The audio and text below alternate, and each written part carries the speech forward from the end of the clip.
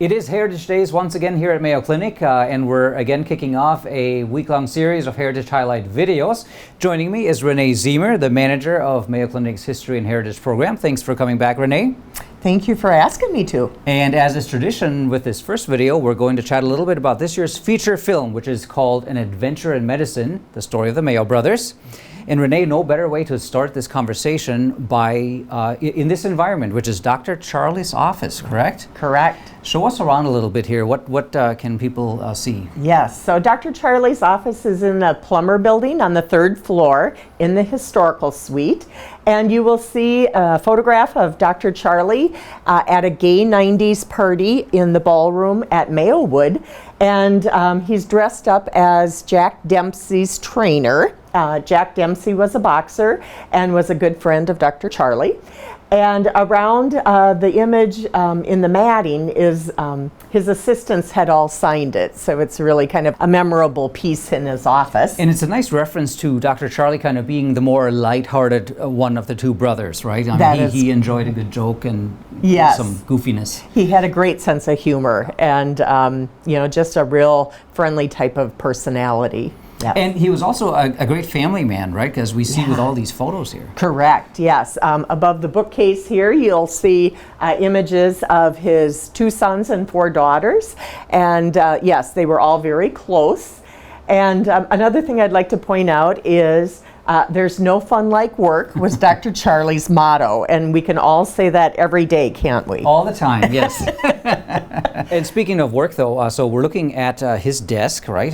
His original glasses, I believe, right? Yes, original glasses, his telephone directory with his Dr. C.H. Mayo on it, some books that he kept handy that he used as references in addition to some of his books behind us in the bookcase here. And of course, we'll learn a lot more about Dr. Charlie and his brother, Dr. Will, in the feature film this year. And once again, this film was written and directed by Tom Williams, who has done this for many, many years. Correct. And I had a chance to chat with him as well for some of his insights. Hi, Tom. Thanks for joining me. Pleasure to be here, Axel. What do you think is the most significant aspect of the story of the Mayo Brothers? Well, the story of the Mayo Brothers is also the story of an era of amazing advances in medicine. In fact, Dr. Will said much of our success, if not most of it, was due to the time at which we entered medicine. And I have to tell you, in my research, I came to believe that what really made the Mayos so successful was their strong commitment to constant improvement in this time of constant discovery. From the very beginning of their careers, they traveled extensively to visit hospitals and learn from other surgeons. As Dr. Will said, we went everywhere and we saw everything, and they adopted the best of it. Sister Joseph Dempsey, who was the superintendent at St. Mary's Hospital, famously said, well, Dr. Will's back from his trip. Now there'll be lots of things to change. And Dr. Will, in fact, told young doctors, whenever you make a trip, always be sure you come back with at least one thing that will improve our practice. Really, the Mayos were just the right people at the right time and the right place. What are some of the artifacts we'll see in this film, Tom? Well, I have to say, through the years, the Mayo archivists have done a great job of preserving some very enlightening and meaningful objects from Mayo's history. Some of the items you'll see in this film include the notebooks that the Mayo brothers kept when they were in college. It shows us what sort of education they received and what sort of students they were. You can see that Will was sort of a teacher's pet. Charlie, not so much. He doodled a picture of his professor on the cover of his notebook. We'll also see the first operating table at St. Mary's Hospital, which Charlie made himself. He modeled it on one he had seen on his first trip to Europe. When we got it in the studio and took a close look at it, it appears that he just adapted a library table for the purposes. What I really enjoyed in this film is how it drew out the differences in character between the brothers. What was your favorite highlight or example of that? Well, I guess my personal favorite, and maybe it's just because I'm a writer, was 2 manuscripts that I found in the archives of speeches that they were each going to give. Dr. Will had very carefully edited his in pencil. He would scratch out a word here and add a few words there to make the meaning more clear. He was very focused and precise. Charlie's manuscript was an absolute mess. He didn't revise anything. He just covered the pages with notes about things that occurred to him he would add.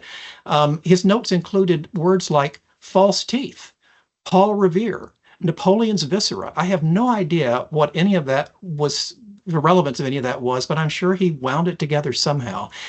That's quite a glimpse of the different way their two minds work. Those two manuscripts couldn't have been more different, but somehow the two brothers worked together perfectly. Fascinating. I think I have a lot of Dr. Charlie in me, Tom. Thank you very much for your time. I appreciate it. It was my pleasure. Back with Renee now. And Renee, tell us how can folks view the film this week and beyond? Sure. The film is in person, enterprise-wide, so please check the Heritage Program website for additional times and locations at each location. And we should remind folks, we are here on Plummer 3, the historical suite in Rochester, and that is a fascinating place to visit. So what should people know about coming here, and what should they look out for? Sure. The suite is open Monday through Friday, 9 a.m. to 4 p.m. And there is the last offices of both Dr. Charlie and Dr. Will, and the Board of Governors room, in addition to a lot of interesting exhibits about the cortisone and the Nobel Prize, the Carillon, and the growth and expansion of the clinic in Rochester. A lot of great exhibits. We encourage everybody to check it out when they can. That's here in Rochester. And I believe, isn't there also a virtual tour? Yes, there is a virtual tour on the website also. Very well, good. Well, Renee, you're going to have a busy week. Heritage Days once again here all week long. And thanks for taking the time to join us. Great. Thank you, Axel. Thanks for watching.